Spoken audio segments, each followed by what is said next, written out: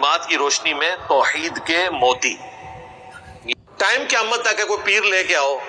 ایک وہ پیر تھا پیر نصیر الدین صاحب، جن کو آخری وقت میں سمجھ آئی ان کو کوئی مرید ہونے جاتا تھا تو وہ کہتے تھے بھئی اللہ سے مانگنا ہے، میں کسی کے لیے کچھ نہیں کر سکتا، مجھے بھی دعاؤں کی ضرورت ہے.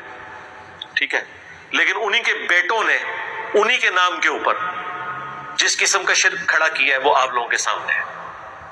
یہ پریکٹیکل مثال ہے اس ماڈرن دور میں بھی کہ پرانے بزرگوں کے ساتھ بھی جو شرک لوگوں نے منسوب کیا ہے عین ممکن ہے کہ وہ خود توحید کی بات کرتے رہے ہوں. ویسے ہمارے نزدیک تو میجورٹی ان میں سے خود بھی یہی کچھ تھے، اللہ ماشاء اللہ. یہ بھی پیر نصیر الدین صاحب کو تو اب سمجھ آئی نا. پیر نصیر الدین صاحب خود جن کی اولادیں ہیں ان کی تو ساری تعلیمات شرکی ہیں.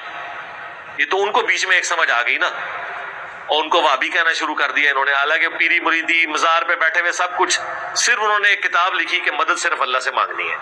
باقی پورا سسٹم ان کا وہی چل رہا تھا.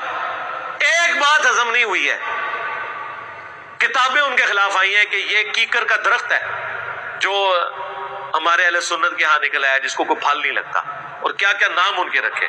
مجھے تو یہ بھی خطرہ زہر دے کے نہ مار دیا ہو، کیونکہ وہ بڑی چیپلی دنیا سے گئے ہیں، اتنی ان کی ایج بھی نہیں تھی. وہ آخری وقت میں کافی تنگ بھی تھے وہ اس حوالے سے، کیونکہ وہ ان کی اپنی گدی پہ بھی وہ 2 ڈویژنز ہو چکی ہوئی تھی. یہ روایتی سسٹم کے خلاف بولتے تھے. اور میری ان سے ملاقات بھی 2007 میں ہوئی ہے. میری ہدایت کا سبب بننے والے چند لوگوں میں سے ایک پیر نصیر الدین صاحب بھی ہیں رحمہ اللہ تعالیٰ. اللہ تعالیٰ ان کی غلطیوں سے درگزر فرمائے، انہیں نیک کاموں کا اجر دے. انہوں نے مرنے سے پہلے ایک کتاب لکھی ہے پیری مریدی کی شرعی حیثیت. یہ آپ کو گولڈا شریف سے کتاب مل جائے گی. ایک انہوں نے اور کتاب لکھی ہے، اور پیری مریدی کی شرعی حیثیت جو انہوں نے کتاب لکھی ہے اس میں پیری مریدی کو انہوں نے وہ کیا ہے اس کے ساتھ کہ آپ سوچ نہیں سکتے. کوئی پیروں کا نام ماننے والا وہ نہیں کرتا، اور ایک پیر نے وہ کچھ کیا. اور ایک اور کتاب انہوں نے لکھی ہے الجواہر التوحیدیہ فی التعلیمات الغوثیہ. شیخ عبد القادر جیلانی کی تعلیمات کی روشنی میں توحید کے موتی، یہ اس کا ترجمہ بنتا ہے. اردو میں کتاب ہے. اس میں انہوں نے شیخ عبد القادر جیلانی کی ایک کتاب ہے فتوح الغیب، توحید کے اوپر ایک بہت کلاس کی کتاب ہے، ننگی توحید ہے. یہ اتنی زبردست کتاب ہے کہ امام ابن تیمیہ نے اس کی شرح لکھی ہوئی ہے.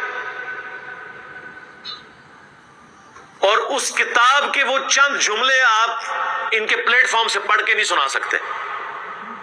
ایسی ننگی توحید بیان ہوئی ہوئی ہے، تلوار کی طرح ننگی. یہ ننگی سے مراد بندہ نہ ننگا سمجھو، ننگی کا لفظ جب ہم یوز کرتے ہیں سمراد تلوار، جیسے ننگی تلوار لشکدی ہوئی ہوتی ہے نا، کو کسی کو وہم بھی نہیں آتا کہ یہ تلوار ہے، یہ کوئی اور چیز ہے. تو وہ کتاب آپ پڑھیں، وہ میں نے کتاب پڑھی تھی. ایک اور ان کی کتاب ہے اعانت اور استعانت کی شرعی حیثیت، جس میں انہوں نے جو لوگ جا کے قبروں سے مرے بزرگوں کو پکارتے ہیں، انبیاء کو، اولیاء اللہ کو پکارتے ہیں، ان کے اس عمل کو شرک ثابت کیا ہے. اور اندازہ کرے مفتی احمد یار خان صاحب نعیمی جال حق جنہوں نے لکھی، گجرات کے احمد صاحب بریلوی صاحب کے پوتا شاگرد، اس کتاب میں جو غیر اللہ کو پکارنے کے دلائل ہیں نا، ان کی بھی انہوں نے گرفت کی ہوئی ہے ان کا مفتی صاحب کی کتاب کو مینشن کر کے. یہ ان کی کلاس کی 3 کتابیں ہیں. پیری مریدی کی شرعی حیثیت، الجواہر التوحیدیہ فی التعلیمات الغوثیہ، اور جس کے اندر انہوں نے یہ فتوح الغیب کی ساری وہ چیزیں دی ہیں. اور اعانت اور استعانت یعنی غیر اللہ سے مدد مانگنا، اس کی شرعی حیثیت. یہ 3 کتابیں اگر آپ کو موقع ملے، میں نے تو کافی ساری وہاں سے خرید کے فری بھی تقسیم کی تھی. کبھی آپ اسلام آباد آپ کا جانا ہو G11 میں، گولڈا شریف جائیں آپ، پیر نصیر الدین صاحب کی قبر پہ تو ضرور جائیں. ٹھیک ہے، ایک مواحد آدمی تھا، ان کے لیے دعا کریں وہاں. اور وہاں جو بعض سٹال لگے ہوئے ہیں ادھر سے ان کی وہ آپ کو یہ کتابیں مل جائیں تو آپ وہ خریدیں ضرور. ٹائم قیامت تک ہے کوئی پیر لے کے آؤ. ایک وہ پیر تھا